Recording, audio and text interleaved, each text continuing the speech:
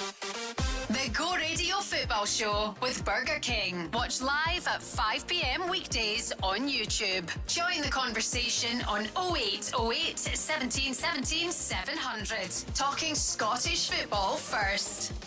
The craziest title race in Western Europe continues. Last night at Pittodrie, Aberdeen 1, Celtic 2, and Martin O'Neill's team goes second in the table. They're a point ahead of Rangers, but they're still 5 behind Hearts. Lots to talk about tonight in terms of how that game unfolded. Can Celtic keep on digging out these results and stay in contention to defend their crown? We shall see. Your calls welcome tonight, 0808 17 17 700. And star guests in the studio tonight, Darren O'Dea and Craig Moore, with me, Rob MacLean. And I know, Craig Moore, that burning inside you at the moment is your hatred of VAR and your doubts about that, about the lines on screen last night that called Negron onside. Well, look, Rob, again, from what I seen, I watched the game. It looked relatively tight at the time, but for me, I had a feeling of it was slightly offside. I think Peter Leven comes out after the match and I think asks a really good question in terms of the VAR process. There's normally 2 lines that you kind of see for something so tight, and there was one line.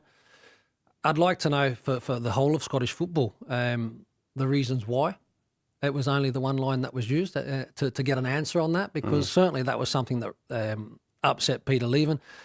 His team put a lot into the game. Negron comes up with a big goal and has been a huge player for Celtic, Rob. I think Celtic were unlucky not to get a penalty actually in the match. The Jack Milne handball. I thought that was a penalty. I definitely thought that was a penalty, but like I said, it was disappointing for Peter Levine and Aberdeen. But for Celtic, once again, and not for the first time, they've showed that, you know, that character, that fight to the very last minute. That's a sign of a very good team. I just don't know how often you can keep going to the well and doing that. You know, that's 4 or 5 games on the spin where it's kind of been that late drama that's kind of got them over the line. Still 9 games to go. I think they'd be liking to win their games a little bit more comfortably than what they have been. Darren, how much was last night old stagers, if we can call them that, like Callum McGregor and Kieran Tierney and James Forrest dragging Celtic over the line? Yeah, well, I was very confident in around middle of January because I knew Celtic would recruit 4 or 5 players, and I was assuming they would be the players that would take them from. They were getting results, but those performances Craig's talking about, they've been on a knife edge for so long. It's been happening, it feels like, since the middle of January. It's the last minute of games. It's coming back from being 1-0 down, 2-0 down at the weekend against Rangers. How many times can you... I thought it was going to be the new signings, and it's not. It's going back. I thought Tierney was fantastic last night. I think he ended the game with the most shots on goal. Coming from your left back, Callum McGregor, I thought was excellent. I think Rio Tate been back in the team. First of all, he's come to the fore finally in this season, but that actually helps Callum McGregor in itself.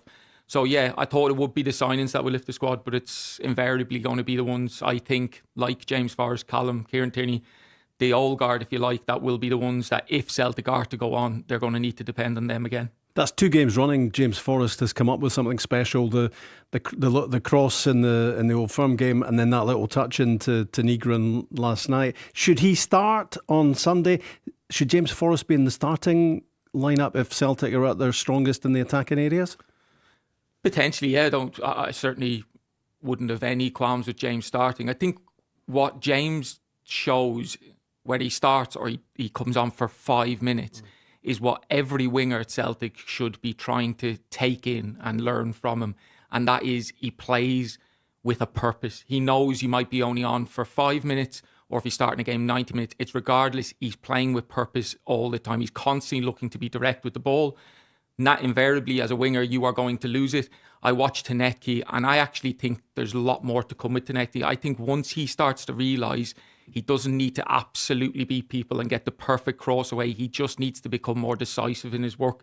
James Forrest is the perfect example. He just keep going. He might make mistakes. He might give away the ball, but he stays with it all the time. And those are the players that they come up with the big moments. The ones that come up with the big moments, I guarantee you down the years, have missed big moments as well. But James Forrest, every time you need him, he's there. I just wonder if he's worth more game time, because he has got that knack of delivering. Well, listen, season pro, I think was it 15 seasons last year? He scored every season as he scored again. The titles that he's achieved, his professionalism to still be going as strong as what he is at his age. He's a coach's dream, Rob. Whether he starts 90 minutes, he'll always make an impact in a football match if he's needed to come off the bench. And I think that was the biggest difference in the Old Firm match. Rangers were dominant the first half, Celtic were dominant the second half. But I think the big difference in the two was the substitutes, and the impact that the substitutes made was a far better result in terms of those substitutions for Celtic than what it was for Rangers. James Forrest is a very, very experienced player and consistently delivers for his team, whether that's scoring important goals or creating. He certainly gets defenders nervous because, small touches and all that sort of stuff, and he's inviting challenges all the time. So that was the difference, I think. So subs on Sunday made a big difference in the game. I believe so. And subs last night at Pittodrie, when you think it was Negrin and Forrest between them that got the winning goal. And you can throw that back, I guess, and say, did Martin O'Neill pick the right team? But then these are finishers. The finishers are as important as starters, aren't they? Yeah, that's always the question aimed at a manager. If someone comes on and impacts it from the bench, well, should they have started the game? And it's a fair question, I suppose. But in this day and age, with the amount of subs you're able to make, you're now... I know subs always down the years. I could think of Ole Gunnar Solskjaer. He was a famous sub. I think nowadays you actually have... Because you can make the 5 subs, subs are always going to have a massive impact. I think it was around COVID, wasn't it? They started giving you more subs to be made. There's been a change in the game now. Like, you can change essentially half your team by the time you've got to 60 minutes if you want. So I just think you're seeing more subs making an impact because invariably you're able to make more subs. And with James, Martin might just feel when he needs him, that's the exact type of player you'd want as a sub. So if you start him, invariably you might weaken your bench. But if he thought James Forrest could do it from the start for 60, 70 minutes, and I think James can, then yeah, potentially should get more minutes than he's getting right now. Can Celtic keep on doing this? Is it the Martin O'Neill magic, this ability that Celtic have at the moment of, at times in games, not being very great, but getting through, getting there, can they keep this going, Craig? For me, it's tough. And until they can't, how do you really know? But do you suspect that might run out after a while, that ability to get over the finishing line? I think so. I mean, you listen, you're emptying your tank every single match, which you expect from your playing group. But there is a toll, I think, at some stage. I'm sure Martin O'Neill would love to be in a position where you're 2 or 3 up and you can make your substitutions and you can kind of then manage player loads and all those kind of things. He hasn't really been in that situation, so especially of recent matches. But what Celtic have found is that, like I said, that quality, I guess, and that desire and hunger to play until the very, very last minute. And that might be the additional 5, 6, however many minutes, Rob. But it's like it's playing until that final whistle, and that's where Celtic have been absolutely brilliant in terms of this run that they've been on. But it would be a concern to continually try and win matches, conceding goals. Also, clean sheets, you want to try and build off the back of clean sheets and then go and get your goals. Yeah, no, I've watched them, I don't know, invariably for, I don't know how long it's been, just getting over the line. But it's now starting to get to a point where it keeps happening. Like Martin O'Neill, I think, is a 13, 14 league games now. And he's only lost 1, he's drawn 2, the rest he's won. To 2 he drew were Hearts away, Rangers away. So there is a criticism around the performance, but invariably he actually keeps putting out a team that gets over the line. But that question, as Ozzy says, you'll only find out at the very end of the season. Let's get Mark on the lines. Celtic fan Mark is with us. Hi, Mark. Good evening, how are we doing? Yeah, good, thanks. There you go, Mark. What would you like to say, Mark? Basically, I think that at the minute Celtic are playing very safe, risk-averse football. And I actually think one of the main culprits for that is our captain. That was a great point until we lost Mark, wasn't it? But I think he certainly made his first point. Whether there was more to come on that, I imagine there probably was. Does Callum McGregor play safe football, Darren? No. I'd like Mark to come back on because I don't want to go into an hour or debate with him and he's not able to defend it. But no, I think he'll be back. The problem Callum McGregor, I do understand the point, by the way. Callum's not passing the ball forward as much as he has been for the last decade, but that comes to the team not tactically being engaged. Callum can only move the ball as quickly as where the next pass is. Invariably, if you used Ange Postecoglou, which is a great example because his template, if you like, was as clear to see. He constantly had people in certain positions higher up on the pitch, whether that was his wingers, his 9 and 2 attacking midfielders. Callum McGregor's job was to get the ball from back defenders to the top end as quickly as possible. And he is one of the best I've seen in doing that. He's so clean and so clever in how he does it. When you then are trying to speed up play, but you don't have those players in position, because with Celtic, I don't see them positionally as disciplined as they have been in the past. I don't think they've played particularly well. We've discussed that. It's very hard for the guy that's the orchestrator to move the ball around the pitch when you don't know where your players are standing all the time. Yeah. He's not losing the ball. He's retaining possession all the time. But because he's not progressing it is because Celtic aren't positioned in the correct spot. Mark, that was a really good quality 10 seconds we got from you there before we lost the line. Darren's been, I don't know how much of Darren's response you managed to catch there, but you maybe want to just build on the point you were making about Callum McGregor playing safe. I think, was that your point? Yeah, I apologise. I was through the Clyde Tunnel right at the moment you came to me. So it's typical having sat in a traffic jam for the last 15 minutes. Right, you can do the travel news as well then, if you.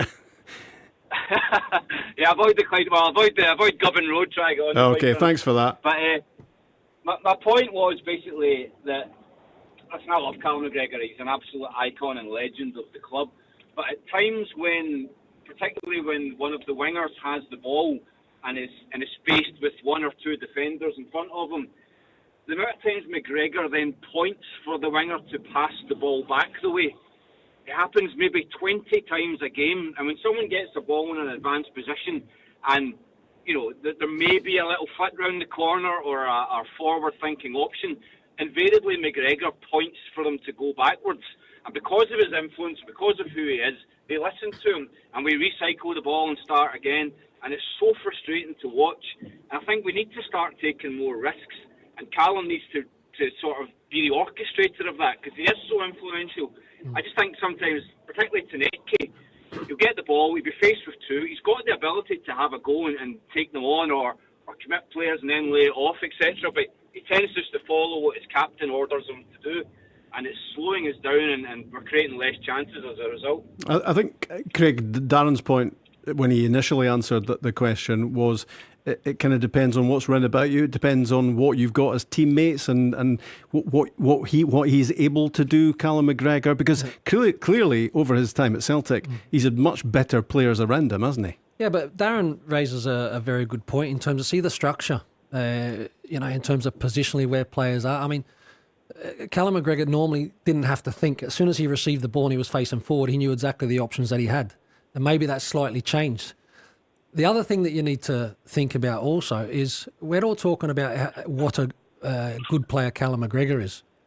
I think other teams recognise that as well. So you've got to sometimes understand that teams are also trying to block and stop the influence on a game of football that Callum McGregor can have. So they set themselves up accordingly. Absolutely. So there's certain dynamics within a game of football.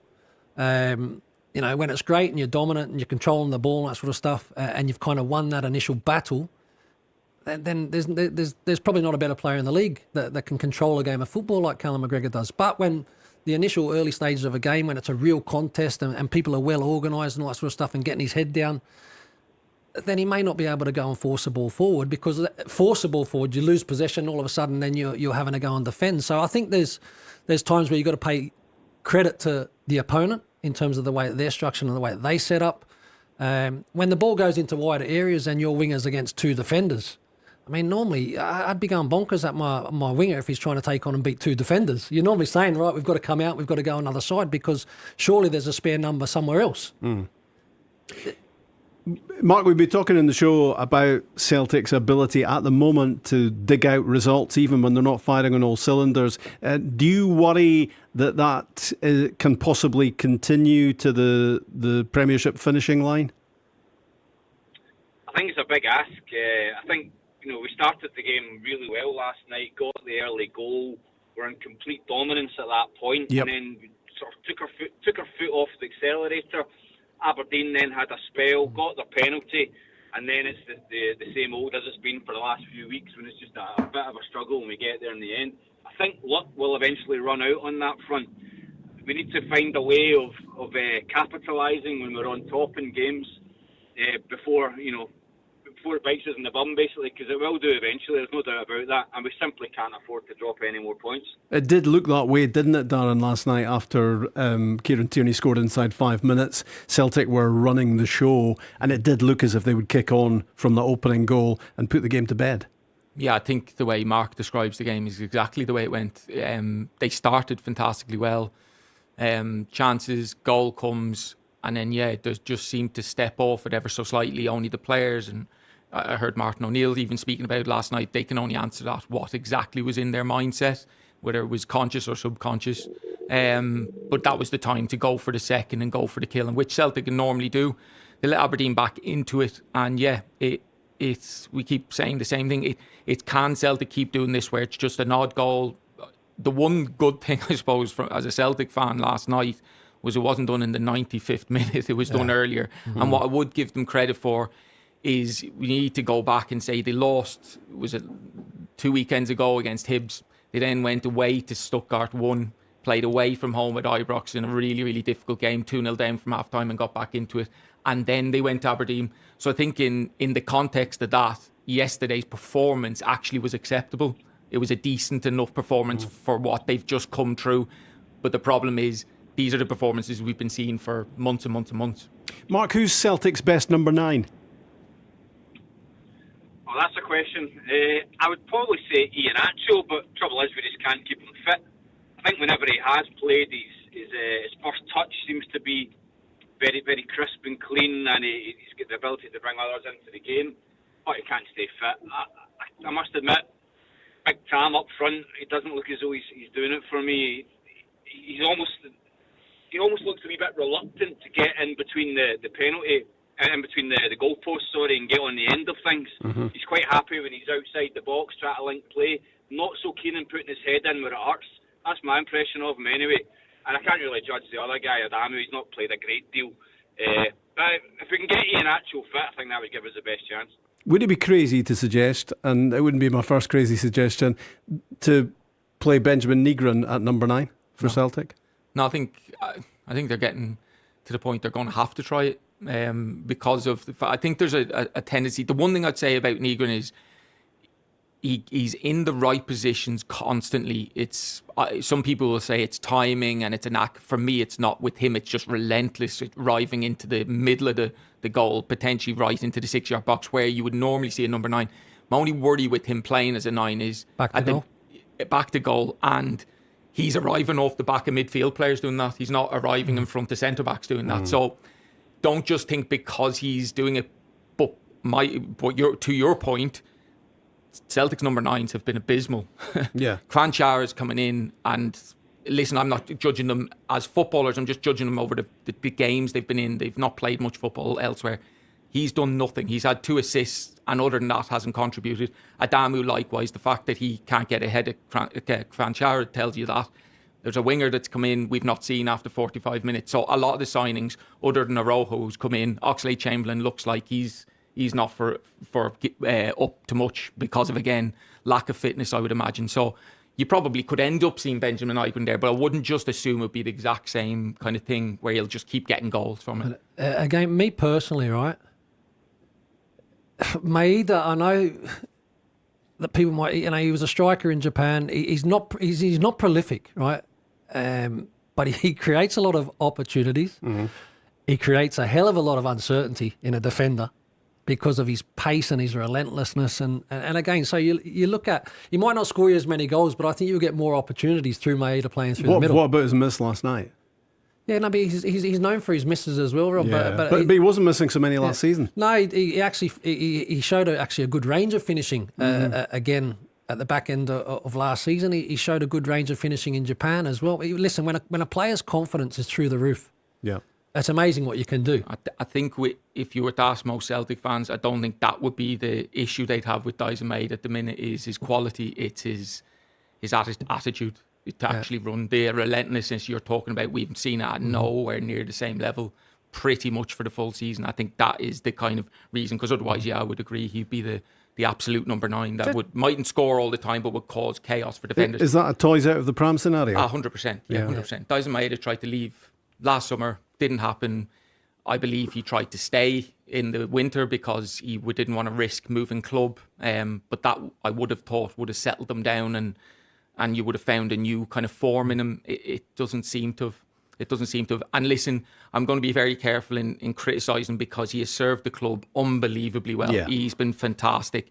Yeah, and for his sake, I want him to leave on a good note. But I'm just making the point, I think Celtic's fans' grievances with Daizen Maeda and Rio Hatate in particular, those two, is their skill set isn't in question. It's, are they really engaged in this? But you're being honest about what they're delivering at the moment. What Maeda in particular you were talking about is delivering at the moment, and it's not enough. No, it's not. But again, naturally, because of his pace, you automatically, central defenders, backlines are going to drop deeper, which is going to allow a little bit more space in the engine room, which allows Callum McGregor to be a little bit more dominant. For me, and even good, bad or indifferent, you're still going to create or get opportunities through Maeda. Yeah. Mark, I'm going to check on the Clyde Tunnel in a minute for the travel to see if the information you were giving us was entirely accurate. But before you go, is it Celtic for the title or not? Oh, God. I think it's Hearts to lose, I really do. Yeah. They've shown no signs of crumbling as everyone's predicted that they would. What I will say is, I think it's fantastic for Scottish football that Hearts and Motherwell are putting up such a fight. I think our league is fantastic to watch at the minute. Really enjoying it. Yeah. So much so that I've pretty much stopped consuming football from other nations. I just only watch Scottish football. I thought you were going to say beer there for a minute. Well, no, that'll never happen, Rob. I quite like a wee beer, but I don't even watch Champions League anymore. I'd just rather watch Scottish football. Yeah. It's where it's at the minute. So, Mark, you have swerved the question of Celtic winning this league massively there. Yes, I did. Is it a yes or no? Well, I don't think they will, no. Personally, I don't think they will. I hope they do, but I don't think they will. Listen, Mark, I get enough question avoidance in here without you joining in as well, to be honest. But thanks for joining us on the show, and thanks for safely negotiating the Clyde Tunnel as well. All the best. To Barton Road, Scotstoun as well. We'll get to that shortly. Travel coming up.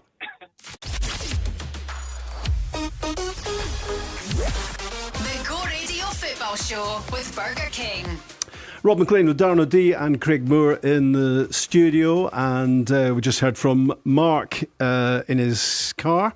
0808 17 17 700 if you want to join the football conversation. We've talked plenty about Celtic, and we will continue to do so as the show goes on off the back of their win at Pittodrie last night, 2-1. Have you got over those lines on the screen yet, Craig, or are you still going to be ranting and raving about the way that decision was gone about? Does that when you have doubts about one line or two on screen and how these decisions are arrived at visually, technically, does that arouse suspicion?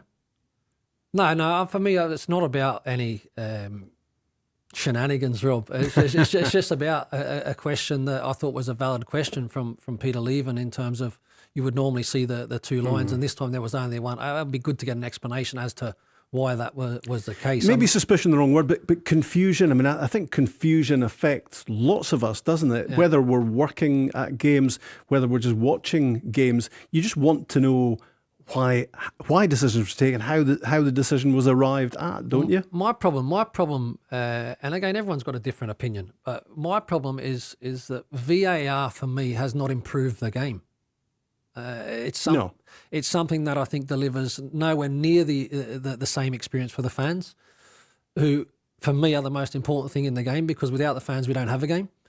Having to wait on celebrating a goal and all those kind of things. And I think that with VAR, a lot of re-refereeing happens, which again is not what the game is all about. Has it given us some accuracy on factual things? Well, I don't think it. So offside was meant to be black and white. Yeah. Is it black and white? Yeah.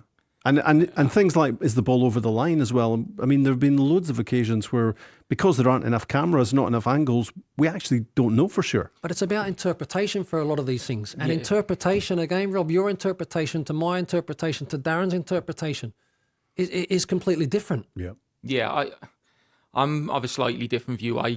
As a football fan, I can't disagree with anything Craig has said there. I agree from the whole kind of the celebrating goals and not knowing, and fans and not knowing in the stadium what's going on, and not having what the viewers at home are watching, all the kind of little bits and pieces that people moan about. I'm all for it. When I then take myself into the work I've done, and I went down to Swansea, and there is no VAR in the Championship. Yeah. I wanted VAR. Right. And is that the grass is greener on the other side of the fence type scenario? no, it's we're clearly pointing out, and VAR is clearly like it's a whole topic within itself. One, there's a few bits of this. One is what VAR is used for. So when a referee makes it clear and obvious, there's grey area in what is clear and obvious. That's the first point. I think there needs to be more education, both within the refereeing pool, but actually for the fans as well, to understand exactly what's happening. Last night, I was watching the game, and I was doing it live for Sky into their soccer special feed. So I'm watching it live where I've no one else to speak to about. And when I watched the first still that was given to us by Sky, because that's the clear thing, we can only watch what we're given. It looked offside. Now, I thought it was offside. There was 4 footballers, ex-referee, professional referee, presenter, and then you James McFadden, who I've also heard, all thought it was offside. Now, that doesn't mean it's offside, thought it was. Then when we saw the clip later in, when the line was drawn, now Craig's got a different argument to that. There wasn't 2 lines drawn. Push that to the side for a second. That's a valid point, fine. But he looked clearly onside when you see that clip. My point was the 2 clips were different. One was slightly before the other. Mm-hmm. The whole thing that I didn't like with VAR, but I would like the referees to come out and explain, is the most important part of all of this is, when did the ball strike James Forrest's foot? That's what actually matters. And there has been no angle offered up that I've seen. I'm assuming VAR have correlated with that, an angle from maybe behind the goal, seeing when James Forrest has kicked the ball in sync with the one that we're seeing. If they haven't done that, and they don't have another angle to categorically say that, the whole point in VAR is what you said, it's black and white. Then I can go. But I would like to see the other angle that has came. Because it went in for Celtic, it's easy for me to say I was delighted. I didn't want to question it. But when I look at it, and we have to look at it for what's best for a game, there wasn't enough information given to the either the paying punter or the one in the stadium to say, this is why we gave it. That, I think, is the biggest talking point from it. But there's another kind of moment that we've seen many a time, Rob, where referee on ground, they're going to make mistakes, right? And I think there's certain things that VAR can come and rescue them. Yeah, but so there might have been a foul. I might have been tugging away at Darren's jersey and all that sort of stuff. The referee's there, doesn't give a free kick. Play goes on, all that sort of stuff. Team scores. Then it's looked at, and that is given a foul and the goal disallowed. I think that's re-refereeing the game, and I don't believe that that's what VAR was brought in to do, but that's where it's now stretching into more areas of the game, and I don't like that. Sunday was surely a good example of VAR working, wasn't it? Because very few people saw the handball from Araujo initially. Dujon Sterling's handball, Maeda's header. That was very difficult to see at full speed, wasn't it? Absolutely. That's where VAR gets us to the right decision, isn't it? Well, yeah. I mean, the ball strikes the player's hand. No concerns or issues with the penalty being given. But again, my concern is the consistency of that. So you touched on the game last night, Celtic against Aberdeen. Milne. Yeah. I think that's a penalty. Yeah. One is given and one isn't given. Yeah. So it's just, for me, again, it's interpretation, Rob. I agree with you. It's not the handball rule. I still, for the life of me, cannot understand. Yeah. Yeah, no, I agree totally. I mean, I was commentating on that last night for TV highlights, and sometimes in TV highlights, of course, they can edit it and make you sound semi-intelligent by the time it actually goes out on air. But I was watching that handball happening, seeing the angle. His arm wasn't right down by his side. No. It didn't really move towards the ball much, I don't think, but it was away from his side enough for me to think, I think that's a penalty. And I think the key thing with those kind of things, like, so if I'm really, really close, less than a metre to Darren O'Dea, and the ball pops up and hits my hand, it's not a great deal I can do about that. My hand can't disappear. Whereas I think that the distance between the cross and the contact of the player's hand, I think it's handball. Yeah. And could he have potentially, because his arms went right by his side, should he have been trying to get his hands into his side to get away from the ball? Yeah, we're two topics. There's two parts to this. Is one, which is the most important, and Craig has said, is the consistency. So I actually think Scottish referees, of all the things they've done this season, one of the things they have been consistent on is this rule, is if it hits your hand in the box, you're pretty much giving away a penalty. So then when you see an incident like Jack Milne asking you how that is as blatant as it comes, me as a person who's played the game, I actually, of course I called for a penalty because it was Celtic, but I don't want to see a penalty for that. I genuinely don't.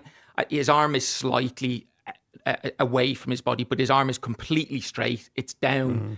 You couldn't say it's in a natural position. That is a natural position. A natural position for your arms isn't right tucked in at your side. No. He doesn't make the silhouette of himself any bigger. Yeah. I wouldn't personally want to see penalties given for that, but penalties for a lot less have been given for this season, and that's the problem. Then the consistency, and people go, "What is the rule?" That's the problem of it. That for me is, like I said, is the biggest problem. It's just a lack of consistency. I don't think VAR has cleared up enough of the areas of the game that it was expected to do. It would be much simpler if every handball in the penalty box was a penalty. Then we'd know. Well, Scotland has, if you listen to kind of English referee commentators, they've got various ones. That's one thing they say about Scottish referees, is they've been really, really clear that handball in the box is handball. There's very little room for grey area. Ironically, last night, that was absolutely blown in smoke. I mean, we've all got apoplectic enough, I think, about VAR since it came in. We talk about it so much. But just think what VAR might mean in the next few months in this so tense title race that we can't really predict. There are 3 teams involved. Maybe shortly that's going to be 4. How many contentious decisions are there? How much more are we going to be talking about VAR? When, as with last night, that penalty, had the penalty been given against Jack Milne converted, Celtic might have won that match quite easily. Whereas at the end last night, they were running the risk of Aberdeen nicking a point at the end. But that's the thing, Rob. I think the message from, you look at the top 4, the message would be very clear from all managers, is to go and win games and go and win games comfortably. That's not happening though, is it? No, it's not, which is great for us, in terms of the title running, because there will definitely be twists and turns. But in terms of when Darren, you've been involved, I've been involved in it, it's like, you know what, take all that out and off the table. Just go and win the game and win it well. Mm-hmm. Yeah. Let's talk to Blair, who's a Rangers fan. Hi, Blair. How you doing? Good, thank you. Yourself? Yeah, good. Just a quick one. That's what, since Darren and Craig, they were pretty good centre-backs in their day. I just want to kind of pretty good. Aye. Well, I would say Craig was a bit better since I'm a Rangers. just a tad. Aye. Right, here's my point. John Suter, for me, he has to be dropped at the weekend for Jigger. As Arne Slot said about Canati earlier this season, he'd been at the scene of the crime too often. I think his positioning's poor. He ball watches too much. One at the weekend, same at Motherwell, and he doesn't breed confidence as one of the senior players in the team. What did the panel think about that? And he's a captain, and he's a standing captain. Look, I think defensively he does have flaws to his game. I can't disagree with what you're saying. Look, he certainly wears his heart on his sleeve, and gives his all and puts his body on the line. I just feel at times you're talking about the goals that Rangers have conceded and maybe John's positioning or I guess awareness, sense of danger. I think that's the most important thing for a defender is to sense danger. And I feel as if times he's kind of attracted to the ball a lot. So you look at that the handball, the cross. Maeda gets a free header. He starts getting attracted to the potential cross, which he really can't influence. What he can influence is being nice and tight to Maeda to make sure he doesn't get a free header.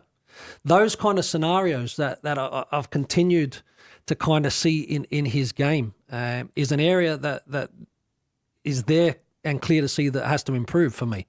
Like it says, he goes to ground, he'll take balls in the face and that sort of stuff. Like it says, he's honest, he puts his body on the line and he gives his all. I just think that he needs to be a little bit smarter in the smaller detail of defending. And it's really crucial because it will stop goals.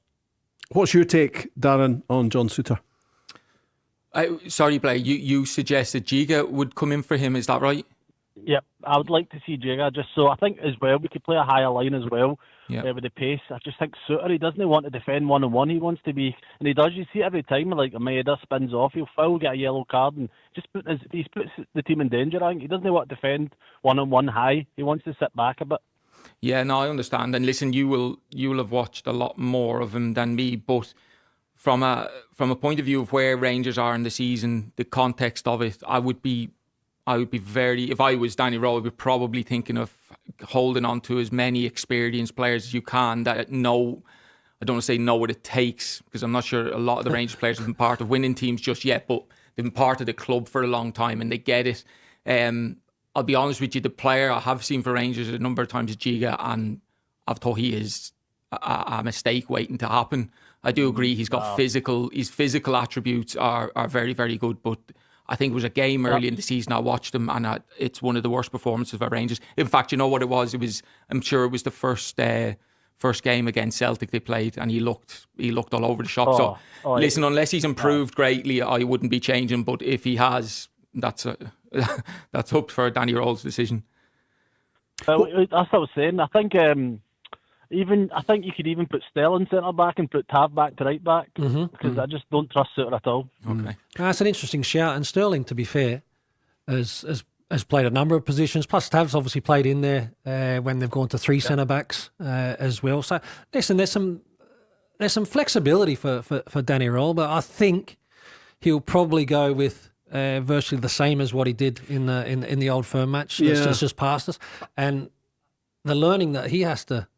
Also, Big. Yes. Do you think when they're doing analysts, like after watching the games back, and the manager's saying to Souttar about his positioning, how he's marking space, space don't score goals? Do you think they're talking to him? Because do you think they're like saying that to him basically, like what you're doing here, what's happening here, why are you getting drawn to the ball? Why, you know what I mean? Yeah, no, absolutely. Look, all those kind of things. Look, all clubs now are thorough in terms of.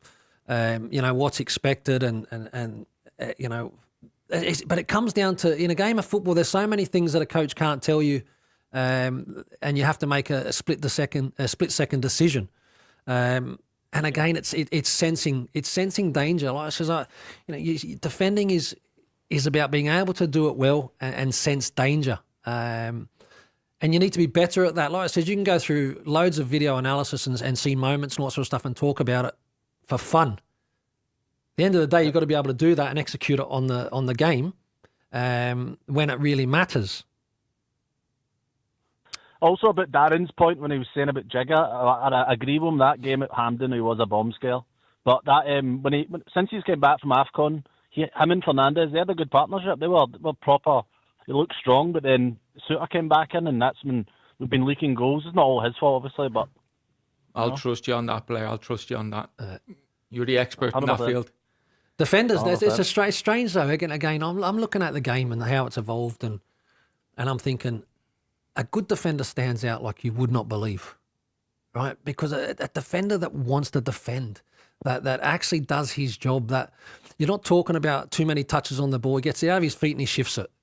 He goes 1v1, he defends well. He goes and wins his headers. He makes good decisions. That's it. That's all you should hear about defenders. The limelight, and I was happy with it, Darren, the limelight goes to the attacking, creative players that can go and win you games of football. And I just feel as if like there's too many defenders now that actually think they're nice football players.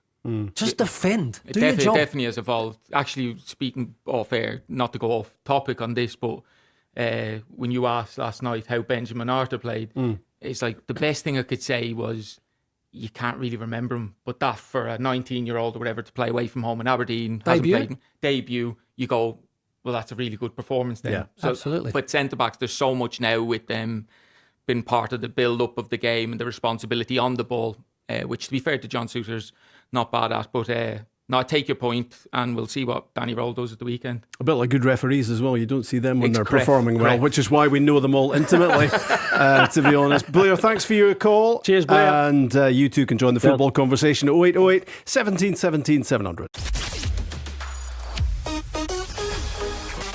Go Radio Football Show with Burger King. Some great calls so far, and some, well, I think judging, going with his description of you two as centre-backs, some pretty good contributions from you two so far, Craig Moore and Darren O'Dea in the studio. Talking a lot about VAR, surprise, surprise. Talking a lot about Aberdeen 1, Celtic 2 at Pittodrie last night.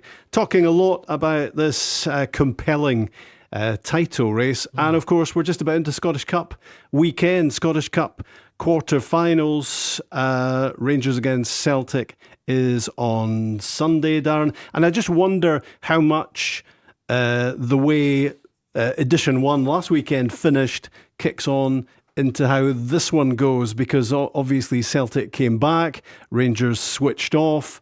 How does the next one open up? Yeah, that's the bit. I was pretty confident that I knew what way Rangers would approach the game, what way Celtic would approach the first game I'm talking about. But because now you've just played a week previous, and one of you, Rangers, had a brilliant first half and Celtic had a really good second half, I'm wondering, do Rangers feel that if they had just maintained their levels for just that bit longer, they would have seen the game off? And then does Celtic think we maybe got a couple of things wrong in the first half? I'm only surmising. And do we change something and come with something completely different? So I would imagine they will both attack the game in the same way, obviously from Celtic's point of view, with a completely different kind of mindset and aggression to the game that was missing. But in fairness to Rangers, I think the way they set up was to go for Celtic's throat early doors. You could see it, you could smell it, and invariably they did the job really well for a half. So I think there will be an air of confidence in Rangers to think we just let them off the hook there. And in Celtic's defence, they will think we were at nowhere near our level. So it makes for a really, really, really good game. What do you think, Craig? Extra time is what I think. Right, another draw. Yeah, I just think after 90 minutes. Yeah, look, I think again, without being disrespectful of this Celtic team that has showed immense quality over a number of years. But again, when I look at, especially defensively, and I'm thinking that defence isn't and shouldn't be strong enough to keep out a good Rangers side. Are you seeing a good enough Rangers side at this moment in time? Darren touches on, and everyone that watched the game, the first half of the Old Firm game, very good, very aggressive on the front foot, asking a lot of questions of Celtic, not allowing them to settle. But you've got to be able to do that for 90 minutes. And that was the big mistake on Rangers' part, to not be able to go out simple, go out and win the second half, or don't lose the second half, and all of a sudden you've taken the 3 points. So it's a game that's going to stretch the full 90 minutes. The longer Rangers can go, they will get chances. There's no doubt about that, Rob.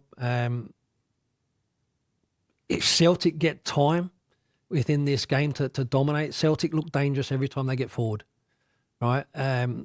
So Rangers really have to do their best to limit that and really limit that. Moments in games, goals, obviously, the big momentum swingers, massively. But I'm just trying to think who comes out of that game feeling stronger or better. Like Rangers started well, Celtic finish well. Celtic probably go in thinking... I think Rangers come out feeling disappointed and Celtic come out feeling... We could have won this. Well, yeah, but the opposite of they've come back to be away from home to Ibrox, the toughest place to go and get 3 points as a Celtic player. They've come back and in the grand scheme of things, of course they wanted to win, but the draw was okay. I just think Rangers will go in thinking the only thing that was stopping us winning that game was having the same mentality as the first to second, and Danny Rowell made changes as well in the second half. That did not impact. They did impact it, but in Celtic, in a negative way. Positive for Celtic, but whatever way you look at it didn't. So Danny Rowell's maybe got learned from the game, but vice versa. So will if Celtic, and so will if the players. You're going to be coming up now against the same people you just came. That can be a huge advantage both ways because you felt out that teammate. I know in Scotland they face each other more regularly than most countries, but to face just after a week in that type of environment, the exact same venue as well, I don't know, it's an intriguing game. Was that game last Sunday, Craig, a clear demonstration of why Celtic and Rangers are second and third in the Premiership at the moment, because neither can put together a complete 90 minutes? Look, that's a good question, Rob. I mean, listen, sometimes you don't need to put a complete 90 minutes together and you can still go and win a game of football. I think there's a huge fascination at times to be talking about. But do you get away with that over a long period of time? I guess that would be. I think I kind of answered that earlier on in the show. I believe that eventually, and as the Celtic caller called in, I think that luck eventually runs out. Yeah. And when it does, it hits home pretty hard. The back end of the game, the finish to the game, a little bit of argy-bargy at the end of the game. Did you enjoy that? I love that. I love seeing that in terms of, no trouble and all that sort of stuff. But that's how important the game is to the players, and more importantly, that's what the fans want to see. That kind of commitment to the jersey to go out and give it your absolute all. So there's ways you can influence a game of football as well, Rob. You know what I mean? In terms of winding players up. Barry Ferguson at Rangers was very clever doing it. Neil Lennon at Celtic was very clever doing it. Scott Brown lighting the touch paper. There's a way you can influence a game of football within the game, Darren, as well. Yeah, of course. So it'd be interesting, but I don't really see too many players from either side that maybe have that. But that's maybe because I'm talking about the game that we used to play, which was completely different. Did you ever come close to banjoing somebody in an Old Firm game, Darren? Oh, that's the only thing I visualise before a game. People talk about the dream of scoring in a cup final. That was absolutely so far from my mind. Scoring, it was, how can I absolutely stick someone 20 feet in the air?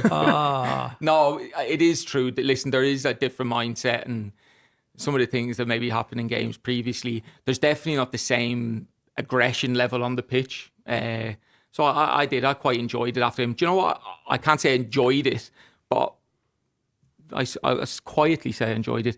Is Rangers, I found it a little bit, this could come back and bite you, but I felt Danny Rowell and a couple of their players before the game now, I know Luke McCown had an interview before the game which kind of nearly sparked all of this, but I felt they were a little bit, they were confident. I quite like that, back yourself. But I noticed a change. I think Danny Rowell's been really, really consistent in the way he's done his media. He's handled it really kind of calmly.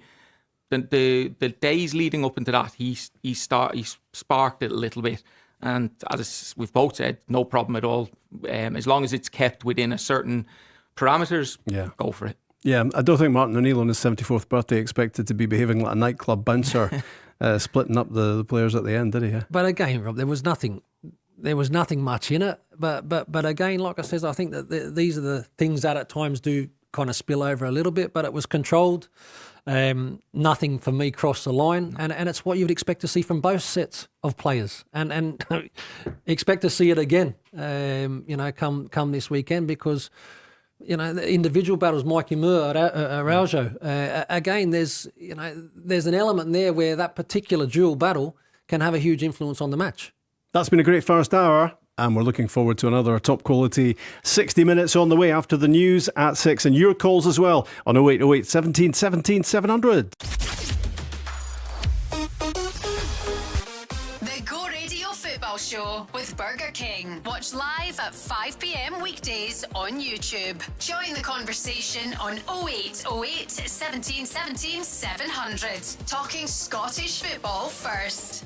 Yeah, join the conversation with Craig Moore, Darren O'Dea and me, Rob MacLean, in for Paul tonight, and another hour of football chat to come. We'll get to the phone lines in a second. Scottish Cup quarter-final weekend, which kicks off with Falkirk and Dundee United on, that's tomorrow night. Saturday for Dunfermline against Aberdeen. Neil Lennon was watching at Pittodrie last night as Aberdeen lost again. That is one league win in 13 games for them now. Rangers Celtic, Sunday lunchtime. St Mirren against Partick Thistle rounds it all off on Sunday night in Paisley.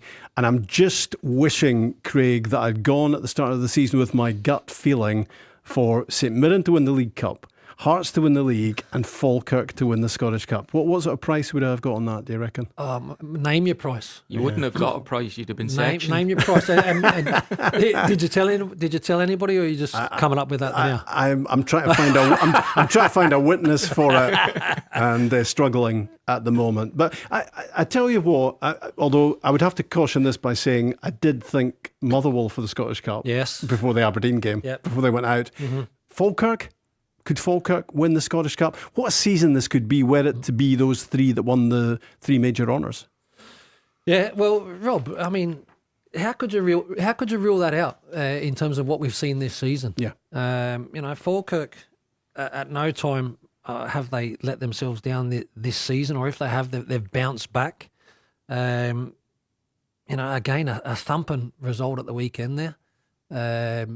They scored 5, and they're just so lively. Again, positive team, get the ball into wide areas, flood players into the box, compete well, defend well. And a bit of a Swansea connection at Falkirk as well, Darren. A couple of the lads. 2 lads doing really well. Yeah. Philip Lissa, he would have done kind of 8 weeks with us, went on loan. He's actually, predominantly will be a centre-back, but he's obviously played as a full-back and been... I think he's amazing. Oh, no, he's been absolutely outstanding. And, I think you'll find... Carell Wilson? Carell Wilson as well, yeah. Winger, really, really kind of energetic winger that's gone up and kind of been in and out of the team, but impacted it well. And then obviously you've Cam Congreve at Dundee as well, who's on loan from Swansea. So what a goal he scored as well. Yeah. Equaliser. Yeah, absolutely. Yeah. So there was 3 Swansea boys that have come up and really contributed to the league this year. Yeah. What about Daz? Was it you that helped them contribute? Come on. No, I was the one that shipped them out,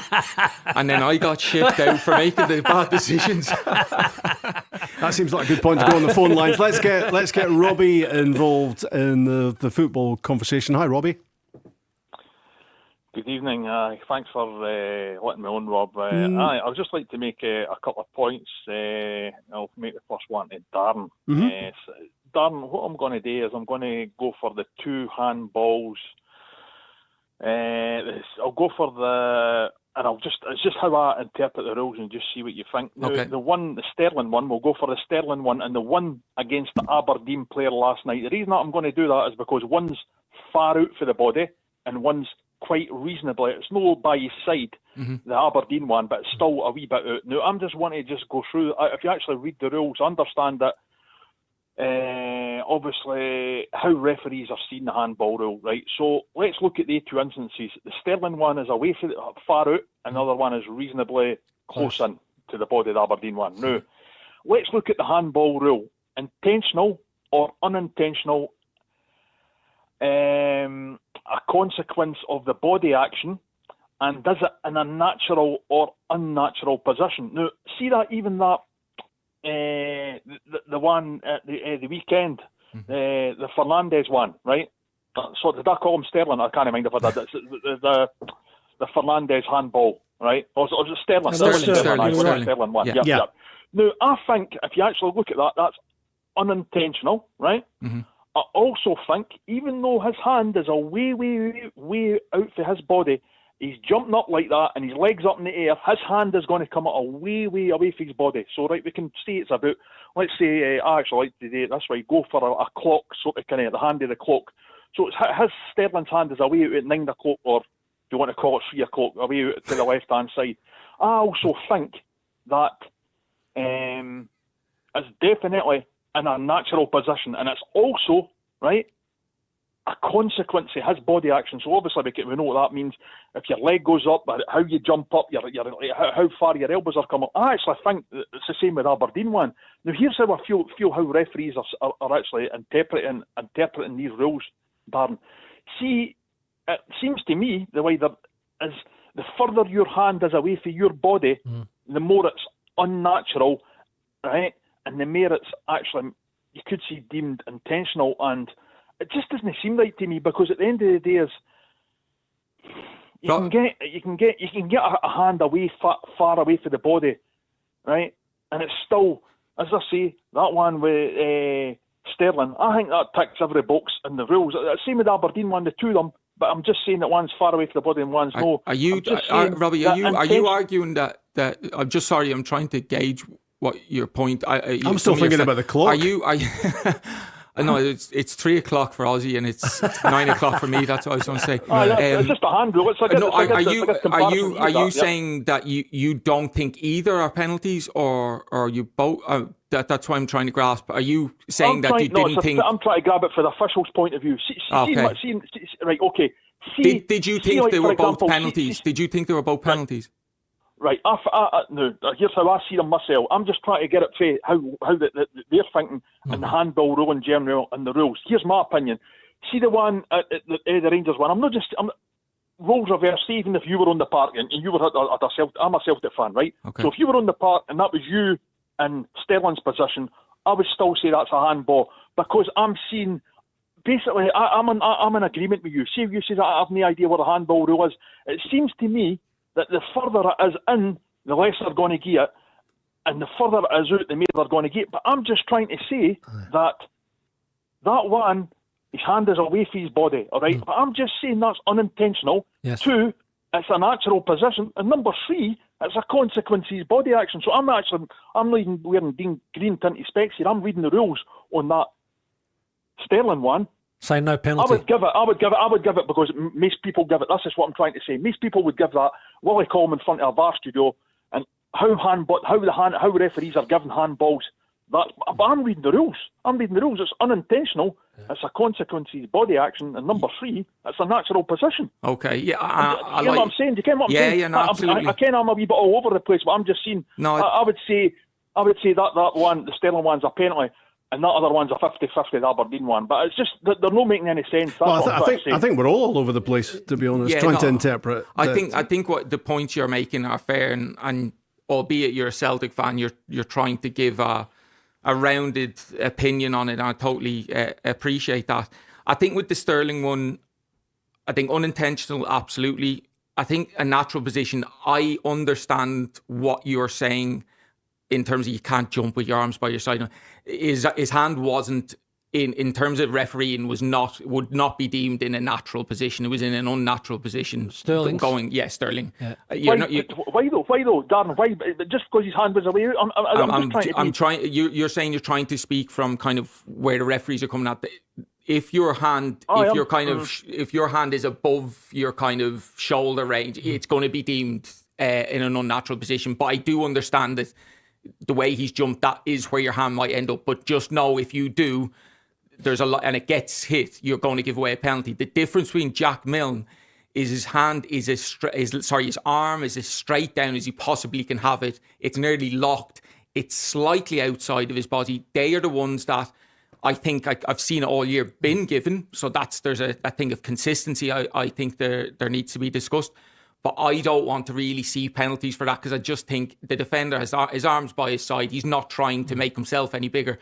The one with Sterling, my point being, the one with Milne, you can say is unintentional, and you can make the argument his arm is in a natural position. The other way around, it's very hard to say Dijon Sterling's hand is in a natural position. It's not. It's unnatural. Let's get Craig in on this. Robbie, there has to be, in my opinion, there has to be a cleaner, easier way to make decisions that can kind of take away the grey area, the interpretation, and so that we understand it as well. Because again, right? So anybody that's played football or done athletics or has done any kind of sport, when you jump, and when you're trying to maximise the height, you don't jump with your hands by your side.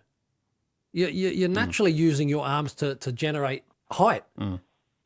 So again, and all of a sudden, so if I'm jumping and all of a sudden Are you talking about Dujon Sterling here?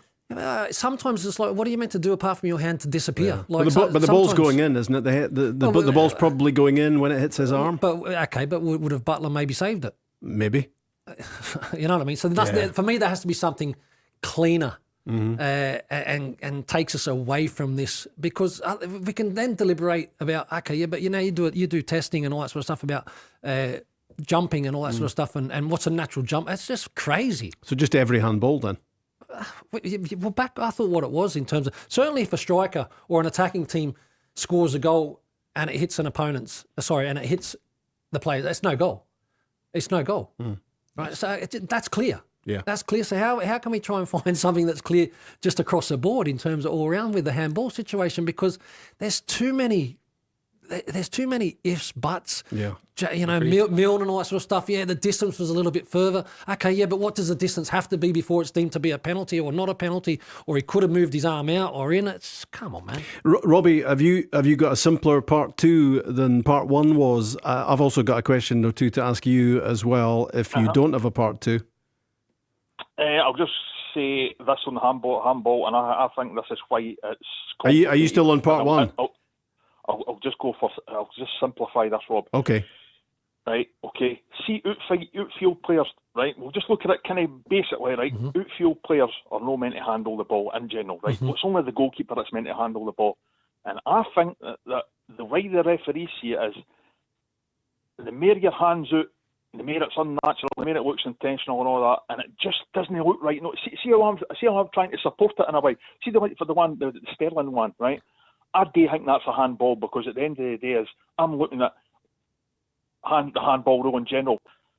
Hey, but Robbie, the three things that you read out in terms of the rules about that particular incident with Sterling, every single rule that you read out, Sterling kind of does naturally, therefore hasn't done anything wrong. Aye. But I'm just going by how the referees are giving them and what the rule book's saying, and the two of them didn't add up. They're not making that's what I'm saying. They're not making any sense. See, another thing is, if you let me finish the new Craig, see, another thing is as well, I just think that the way the referees see it is you can get a accidental handball. Say, just got an accidental handball, but the hand's way out.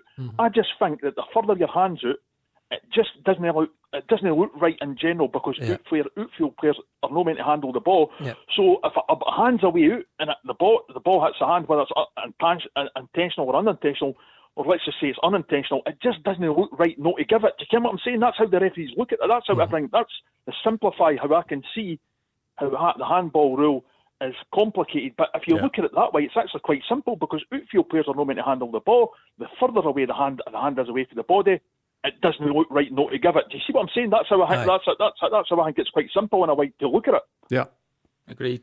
Yeah, no. Again, that point you're right, Robbie. In terms of, and again, it's trying to make it, like it says, clear and simple, because at the moment, again, and the referees. Look, at times I do feel for the referees as well, because they may be getting the pressure also of VAR then intervening and saying, by the way, we actually, you know what, you need to come over and have a look at the monitor. So now the pressure's on the referee, who's maybe not called that in terms of what he's seen live. Yeah. Now he's in a position where he's got to go over and have a look at the screen. And here's a really simple question, Robbie: are Celtic going to win the title? I would like them to win the title, Rob. I'll just make a wee prediction for you how I see it's going to go. Now, I'm not going to come on here with green tinted specs. I actually wear clear ones. They clear tinted specs. That's the ones I like to wear. So I'm just going to just give you an honest opinion how I think this league title will go. Well, that was what I was hoping. Yeah, I'm giving you a long-winded answer. I'm just letting you. Here's how I see it. I think that Celtic are going to come. What is it? 5 points now. I think from now until the end of the season, Celtic will get close. They'll get to 2 points. That'll 3 points. There'll be twists and turns. But I think I'm going to predict from now right until the end of the season, Hearts will always stay on top, and they'll end up winning the league. That's just my gut feeling. But I think Celtic will narrow the gap, but they'll just not get enough to overtake them. Right. And I think that Hearts it'll be like 5 now. It might go to 3. It might go even go as far down to 2. But I think that my gut feeling is Hearts will win the league. There you go, Rob. Robbie, 9 games left. Hearts 6 wins. That's them home. You think? 6 wins. 6 wins out of the 9. I'm going to go and say that if Hearts wins 6 of but it the depends what 9 the results remain, are. Because no, but I'm not worried about the other results. If it's 6, no, you need to, because if it's 6, no, but and they lose the other 3, they would lose the league. No. So if they get 6 wins and they get 3 defeats, depends what the other 3. That's yeah, what but I think what Craig's building into the equation is that 18 Rangers and points, they're Celtic are not going to be picking up maximum points out of the 9 matches. Right. No, it just depends what the other results are. If it's 6 wins and it's 3 draws or 3 defeats, that's a difference there. So it just depends what the other teams do. So you can see it that way, but you've got to mind that the other teams, you've got to think about it takes 2 to tango at the end of the day. I get that. I'm not giving you a mathematical kind of equation in terms of this. I'm just saying, if from my opinion, if Hearts win 6 of their remaining 9 matches, because I think there's still going to be twists and turns, and I think Motherwell are going to play a huge role in the title running. I don't think they're going to win it. And Falkirk, maybe. Yeah, Hibs have also on their day are a dangerous side. So there's certainly a few twists and turns. What I don't believe is that any team that is going to end up in the top 6 or the top 6 currently now, nine matches, nobody's going to win 9 on the bounce. Can I just say that after the split, guys, I just think that you're going to obviously Celtic, Rangers, and everybody who's in there. I'll speak it from a Celtic point of view. I'm obviously thinking the big games are going to be Hearts, Rangers, but I'll tell you one thing right now, guys. I'm going to say this. I can't no home and hosed yet officially. Darren O'Dea might agree with me here. See, the most underrated, hardest game in the split for the 5 games is Falkirk away. And I'll tell you one thing. What do you think, Darren? I think that's going to be a tough game for Celtic.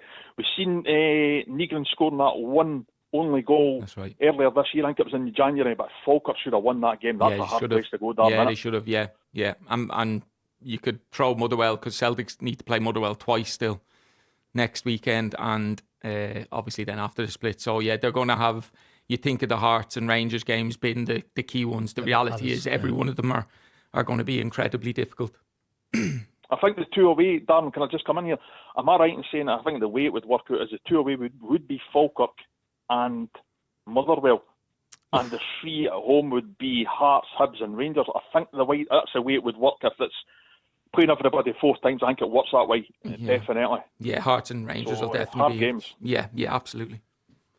Robbie, thanks for your call. Thanks a lot, guys. Thanks, Robbie. Cheers, Thank Robbie. you.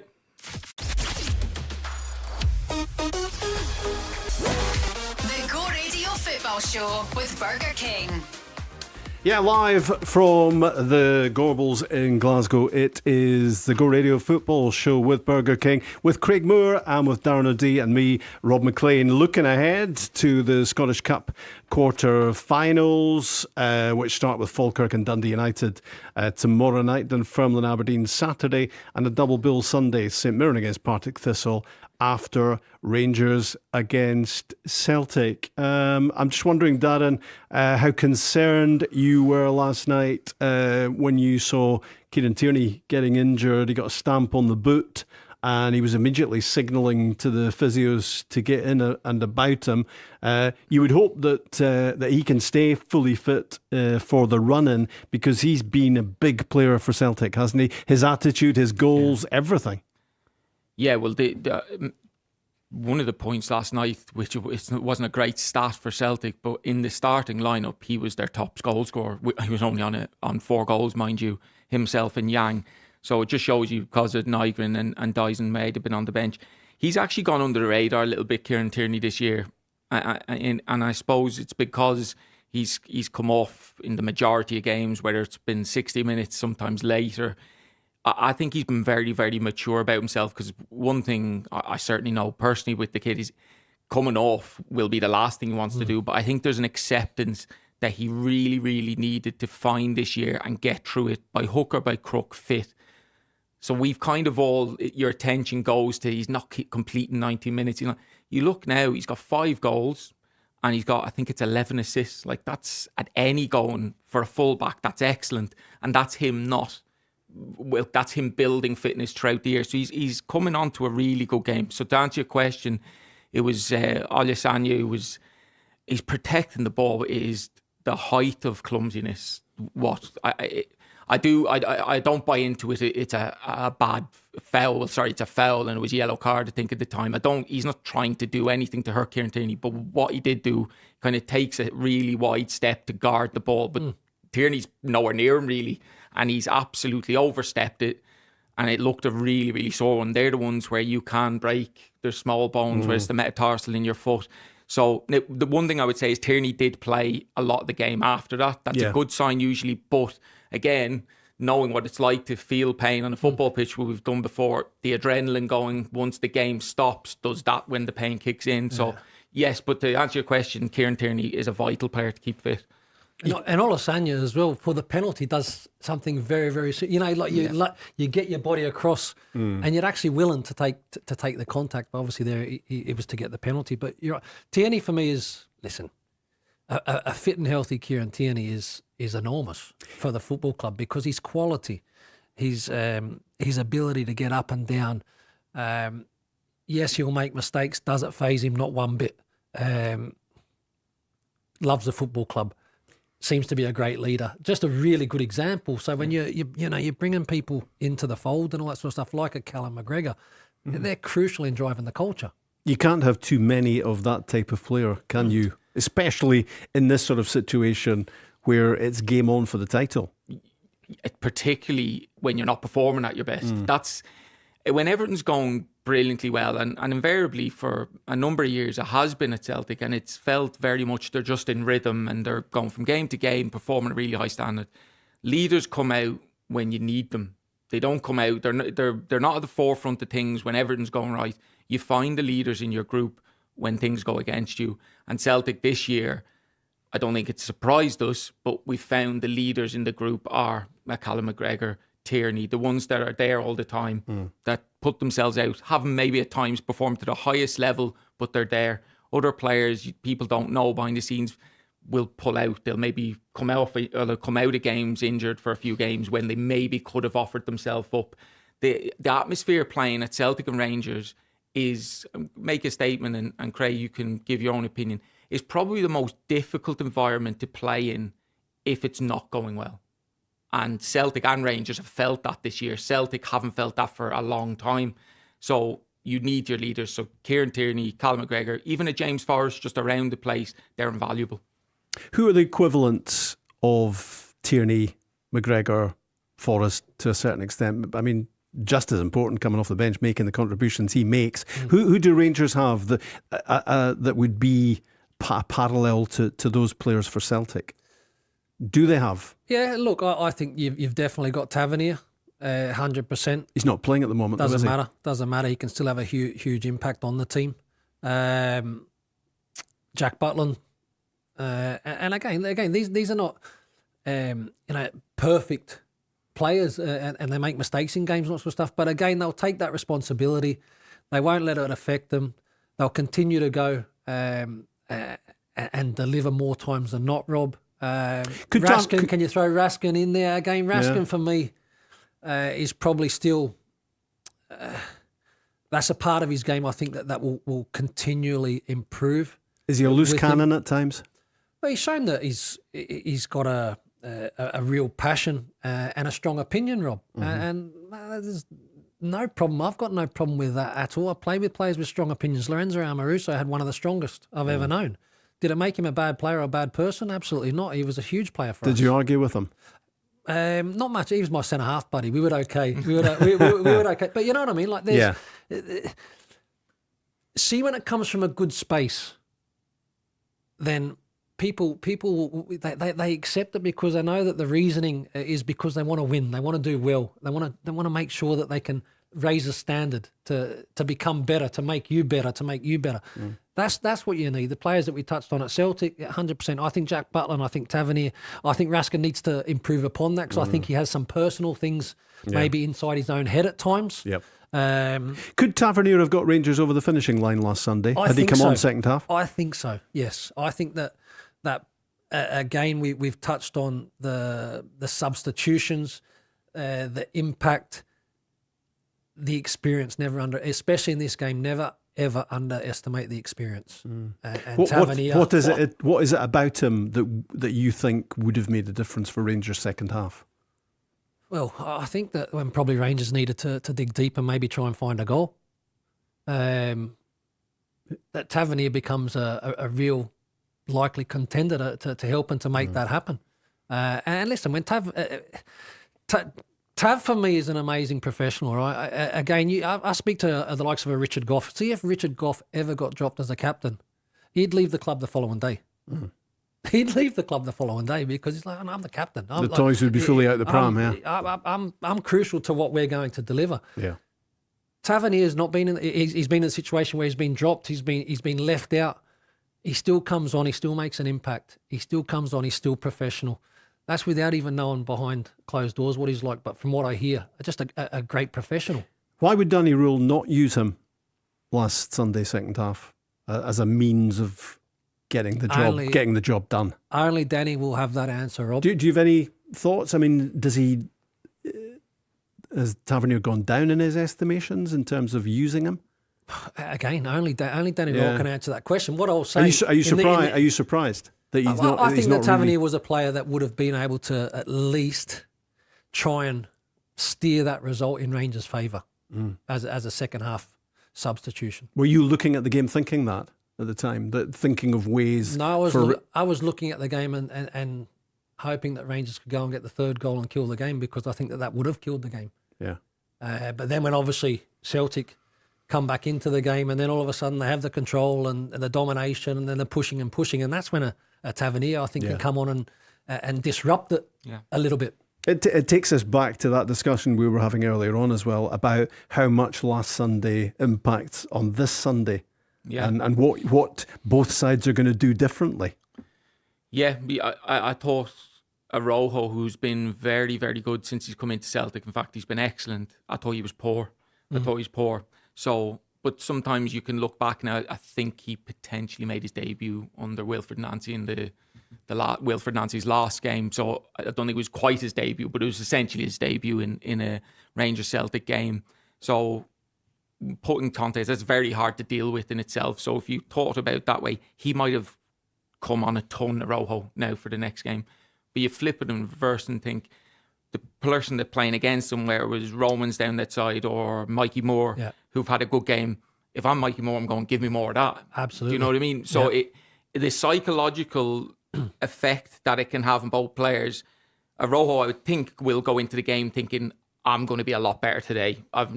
For whatever reason, I've not performed to my level. I need to be on it today now. He knows what he's going into.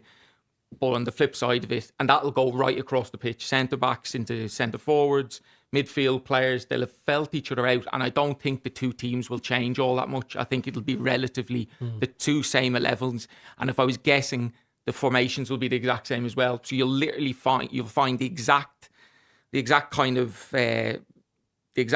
gig is going to be the exact same on Sunday again. Normally you get a change, maybe formation or personnel. I think it's going to be the exact same, which that makes it intriguing because there's more to it than just the game. Is the psychological battle that you've just faced the opponent. So does Araujo fancy Mikey Moore and a crack at it, or actually is he thinking this guy's giving me a really tough time? So we'll find out on Sunday. This was Martin O'Neill last night talking about Sunday. Well, that would be lovely. Did you say relishing going to? I'm not so sure that I've ever relished that there in all my time. But to an extent, anyway, it's the league off for a little while for us, and now let's go. We've got a big crowd behind us, and I don't want to let them down. Let's go, says Martin O'Neill. Is Sinisalo the Celtic goalkeeper for the rest of the season, Darren? Would you say? Yes. Yeah, just simply because he's now been in for 3 games, and you can't leave him out now, can you? And previous to that, for the career Kasper Schmeichel's had, he was in a vein of form where he was struggling a little bit, and there had been a lot of calls from Celtic fans to change. And now that there has been a change, there was I know he wasn't on the bench for a couple of games. An illness was spouted. Whether you believe that or not is another thing. I'll take it at face value, but I think now, if Kasper Schmeichel is over his illness and is available to be selected, I think Martin O'Neill will stick with Sinisalo. Could that just be taking Kasper Schmeichel out of the firing line because there was so much chat about him? Yeah, so this was the conversation we had before the Rangers game, and I actually felt, and I asked Barry Ferguson the question because he'd been a manager, you can't take Kasper Schmeichel out of the firing line. You're essentially retiring him, and that's a big call. So actually leaving him out, and I asked Barry, would that come into a manager's way of thinking? He said no, because reality is you have to pick the best team you think on any given day to win. But the reality is you're probably playing with his future to play in the World Cup. I don't know, is Kasper planning on playing another year next year? It won't be at Celtic anyway. No. So is he planning on retiring after having one last go at a World Cup, which would be a fantastic way to finish your career? This could all play with it ultimately. Yeah. Now, Martin O'Neill's responsibility is to put the best Celtic team on the pitch, and at the minute I would think it's Sinisalo is the better out of the two goalkeepers. But you can't help but think and feel a little bit emotional for Kasper Schmeichel if this is the way his Celtic career is going to end. Watching on from the sidelines, he's been so good for them. He's been such a good goalkeeper, and he's been and continues to be such a big presence in the dressing room, even when he's not playing. Yeah, no, his career's been incredible. I think the impact that he's had at Celtic has been very good. But there comes a time for us all, Rob, and it's about knowing when to hand on the baton to someone else. And imagine... But he hasn't handed on the baton. He's had it taken away from him. So here's a scenario. All of a sudden now he comes back in and makes a costly error that all of a sudden puts Celtic out of the title race. Now, again, that's not... I mean, they're not necessarily thinking because they have huge belief in their ability, their own ability. I think on form and what we've seen in recent times, that Sinisalo is the better option at this moment in time for Celtic. That's. I don't think people can argue that. It was a good save. I'm not sure if it was a worldy save, but it was a good save from Sinisalo. But does Schmeichel make that save as well? Yeah. Listen, I'm not going to in any way disrespect Schmeichel. I think there's been errors recently where I think a Kasper Schmeichel in his pomp, which clearly he's not been, but he wasn't that either last year. He's come up, and kept himself in incredible condition. I know maybe gets a little bit of stick with his body shape. You bear in mind this guy's 39 years old. Like it's incredible that he's playing. You can't be playing at that level for so long if you're not an incredible professional. Do I think I thought, like when I saw the save, I thought that's a really good save. But I'd be telling you if it had been in the back of the net, I'd be saying that's a disaster. So it was a decent save, and absolutely I'd expect Kasper to make it as well. I just think now the way things have unfolded, Martin's gone over in Stuttgart with Sinisalo.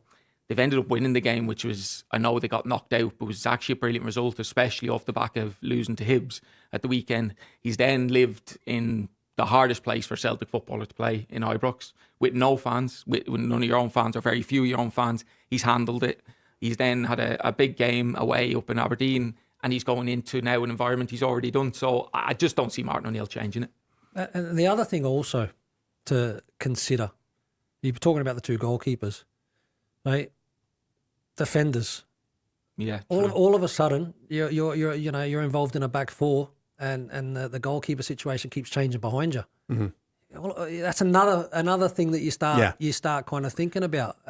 Because you're actually changing your back four with a fair bit of regularity as well. It's a change. I always say that goalkeeper and back four, back five, whatever if you can keep that the same as much as you can, do that, because any change can really disjoint a unit massively. Does Dane Murray come back in? I don't know if he's going to be fit. He's got a thigh injury, I think. Yeah. Would if he were fit, would he come back in, or do you stick with Benji Arthur because he didn't do too much wrong last night? No. I don't think it's going to be a decision Martin O'Neill will have to make. I think Dane Murray, by the sounds of things, will miss out. I've coached Dane Murray for 5 years, so he's someone I'm very close to, and he's done well despite that, then, hasn't he? I know, yeah. Well, any of the mistakes he's made, I'll take credit for them. But No, he's a brilliant kid. I was so happy for him over in Stuttgart, and then to make a kind of error against Rangers, but to show the real maturity. And these are the reality is you talk to players, you can talk, and you can coach. Until you've been in an arena like Ibrox as a Celtic player, you don't know what it's about. And for him to make an error in the game, but to recover the way he did, as the team did, but he recovered brilliantly well. It was a massive step forward in his career. He's going to be a really, really good centre back. I thought that was the best I've seen him play, despite the error in that game. And this is the thing I teach young players all the time. Once you step onto a pitch and you're representing a club of Celtic size, no one cares. And I don't mean that in a bad way, but no one cares what's going on in your life. But if I told you that Dane Murray, for the last 2 years previously, has had back-to-back ACL injuries, so he's not kicked the ball for 2 years. Right. So we sent him to Queen's Park on loan. He played 20 games there, and it was literally, he had offers from much higher level. We just needed him to get back playing football. He then, off the back at the end of last season, played a few games, and this kid's going to be a really, really good player, but he's just having to get back. And you're even seeing now, he's got a run of games and something just twinges his muscles. His muscles are still coming back. It takes a long time to take 2 years out of football, but he will come back. Point being, I think I don't think it'll be an option. I think does Trusty come back in? That's the question. Do you bring Trusty in? What I saw of Arthur Benjamin last night, I think you stick with him and Scales. Yeah, see, I would. Is that because it's better balanced? Better balanced, and they did. I know Scales gives away the penalty, but they looked relatively solid. I'm really interested in what you're saying there about Dane Murray. Because he's missed a lot of football, as you're saying. He's 22. He's not a young player age-wise anymore, but I guess in terms of games, he is still quite a young player. But you're pretty convinced, Darren, that given a run of performances, he can be the real deal for Celtic. My hope, and that was when I was working at the club, was we didn't need a development loan for him, because we felt he would be able to find minutes, whether it was through cup games or the right time, he would find minutes within the club, because that's always the best player to develop your own. The reality was he's probably on the cusp of, he just needs games. I'm telling you now, once he gets 30, 40 games under his belt, this kid's got every attribute you need to be a centre-back in the modern day game. He's incredible in the air. His spring is higher than anyone I've ever seen, and the fact that he's 6'4" on top of it. He's quick, he's really composed on the ball, and now he's starting to show that he's got the temperament for it. He's got the kind of charisma to be able to say, okay, I've made a mistake away from home at Ibrox. Trust me, I've made them mistakes before. You want the ground to swallow you up. To actually just survive it, but he didn't just survive it. He got through the next few minutes of the game, and then actually ended up going on and having a really good game. That's really hard to do. And one thing that I take away from that, and I don't even know the boy, see, to come back from two knee operations, two ACLs, did you say? Back to back, yeah. So, Rob, the mental toughness of anybody to be able to come back, plus with all the attributes that Darren's touching on, and there's a serious player in the making there. Yeah. You don't come back for those setbacks lightly. Because you go through some very, very dark days, let me tell you. So that's probably the biggest thing that I pick up from that. I would be very surprised, though, that if Benji Arthur started.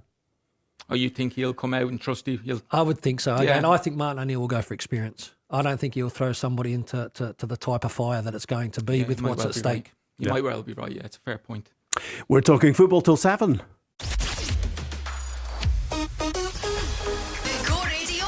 Show with Burger King. Yeah, the football show with Darren O'Dea and Craig Moore. Time flies when you're listening to these two, and we've just got about 10 minutes of the show to go. And I think before we finish, we'll try and get you to edge us towards the starting lineups for Sunday. I mean, we've had lots of hints, more than hints at times, in terms of what you think should be happening with the two lineups, Sunday to Sunday. And maybe in the last 10 minutes, we'll just go through those selections, how you both see it. Craig, firstly, maybe from a Rangers point of view, you're looking at your phone. Have you prepared for this question? No, again, I looked at this before I chat GPT. No, again, I mean, Darren, you touched on it earlier on in terms of, I don't think there's going to be real surprise in terms of how both teams start and line up. I think that Rangers were very effective in the first half. So I expect to see exactly the same personnel, the same formation, everything the same, with the hope of not only the same performance in the first half, but being able to stretch that out and have a big impact over the full 90 minutes, and the substitutions, which there will be, and we know the importance of the subs and the impact that they need to have on the game. So I don't see Rangers starting any different at all. How much was that Rangers running out of gas last Sunday? You know what? This is a difficult one, because you can look at a game of football and say that all of a sudden the team's run out of gas.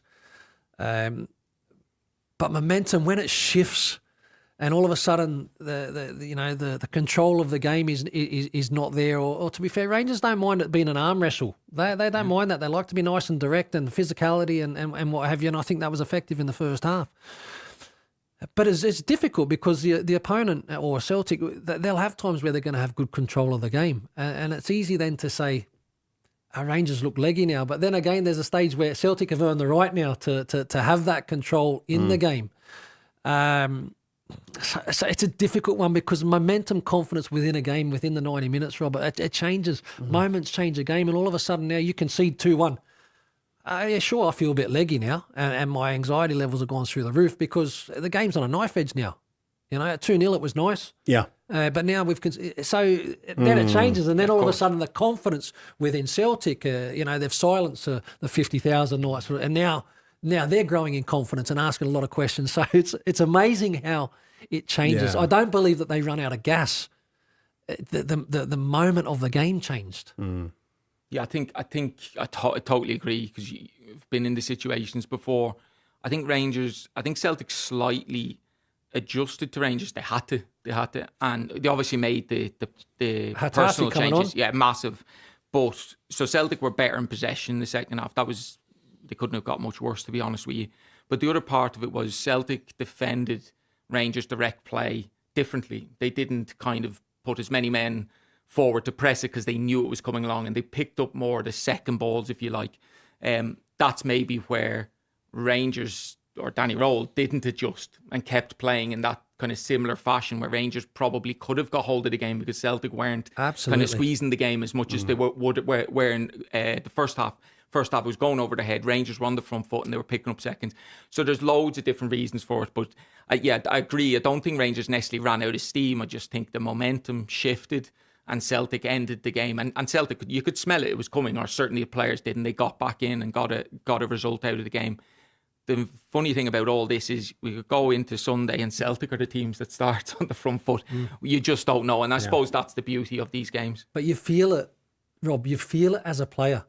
You know when a team's there for the taking. Yeah. You know when it's about being able to go and put that game beyond doubt. Yeah. And Rangers were unable to do that. Yeah. And Darren brings a great point, that all of a sudden Celtic readjusted. Rangers probably didn't readjust in a way that then would have still suited them, in terms of, okay, well, they're not pressing us as much. We can actually keep the ball a little bit.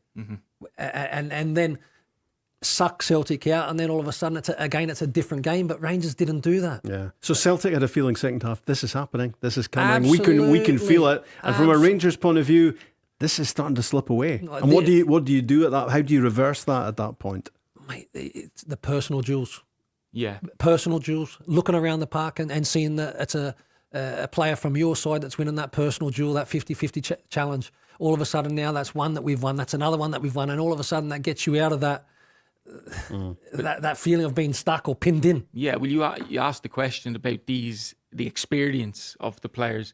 They're the exact moments these experienced players come to the fore. You're 2-0 down in what's deemed a league decider away to your biggest rivals, Rangers. You can be sure as hell that it was Kieran, Tierney, Callum, McGregor, or James Forrest went as well, even in the dressing room at half time. Of course, Martin O'Neill and his staff. But they're the ones that are saying, we can still do this, but we just need to make sure. Probably one of the messages was, we make sure we don't concede again, because obviously if we concede again, it was probably going to be too far. So these guys have been there where they handle the situation well. I hope they're not in that situation again this Sunday. But the reality is, these are the guys, you talk about the experienced players, this is when you lean on them the most. I got goosebumps a little bit there, Rob, as well, talking about yeah. I got, because again, it's such a special match. Yeah. It really is. And it doesn't happen so often for you these days, does it? Getting the goosebumps? Nah, but every now and then. It's like Did you have a wee tingle? Did you feel a tingle? Those moments, because again, they're moments that you've experienced. Yeah.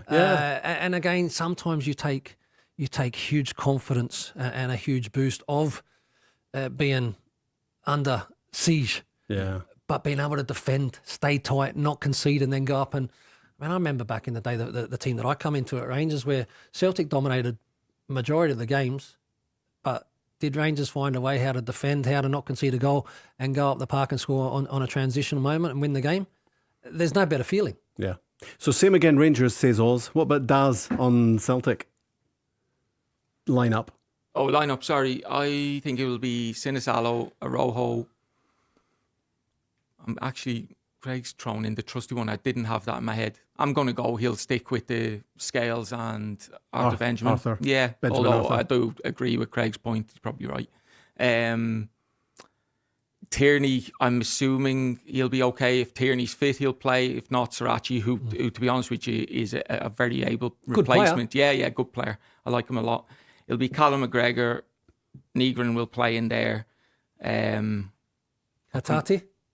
sorry. Yeah. Hatate's the one that just there has to be a conversation to say, are you going to show up today? Yeah. Because that is the only thing. He is Celtic's best midfield player. Well, arguably Celtic's best midfield player. He's a phenomenal footballer. And if he fancies it. So yeah, that would be the midfield three. I just don't think you go early on with Tonetki at the left. I can see Dice and Maeda playing there, and then by default you're going to have to go with Van Char through the middle. I think Yang kind of has that position off the right he's a bit of a workhorse. He has had a couple of moments in these games, but really he's just a solid player. Okay, scorelines we need. Now we're just about finished. So Falkirk Dundee United tomorrow night, Craig. Falkirk for me 3-1. Darren? I just think it'll be simple for them and they'll go 2-0. 2-0 Falkirk. Dunfermline Aberdeen, is that banana skin awaiting for Peter Lever and co? Yeah, that is in Dunfermline. Yeah, that's a really, really tricky game. I actually think Dunfermline will win. And Craig? I don't disagree, but I feel this is a game that's going to go to extra time. But I'm going to go with Aberdeen, but Dunfermline have got a real chance. Might St Mirren and Partick Thistle go to extra time on Sunday night, Darren? What do you think? Could see it, yes. St Mirren, I think St Mirren just naturally in the context of, I know it's not the league, they will go into protection mode of just trying to get back to basics, have been solid. So I could see the game being a little bit dull. Mark Wilson plays some good stuff there, but they're playing up in a league. I could envisage that going 0-0 and the whole way to penalties even. I'll go that St Mirren will manage to get through though. I thought you were going to go through the handball rule there as well. Craig, what about you? I'll go opposite to Darren there. I'm going to go Thistle to come out on top. I think St Mirren are burst. Right. Ooh, that'll be a very interesting, and its implications possibly in the league as well. Rangers Celtic, the easy one to end with. What's the? Let's go for the. Well, let's go. No, who's going to go through basically, however long it takes.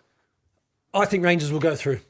I think Rangers will go through, but I also expect to see this game going to extra time, Rob. Again, 2-2, 3-3. Wow. I'm seeing goals. Yeah. But I'm seeing extra time as well. But I'll go with Rangers to progress. Goosebumps and goals on the same night. Not so much talking about that. I got goosebumps before, but not so much. And Darren, Sunday afternoon, Sunday lunchtime. Totally with Craig. Other than I think Celtic will go through, but I do think I think there won't be much. Go the distance. Go the distance. Yeah. Thank you, Darren. Thank you, Craig. Cheers. Enjoyed your company. Thanks to you as well for listening.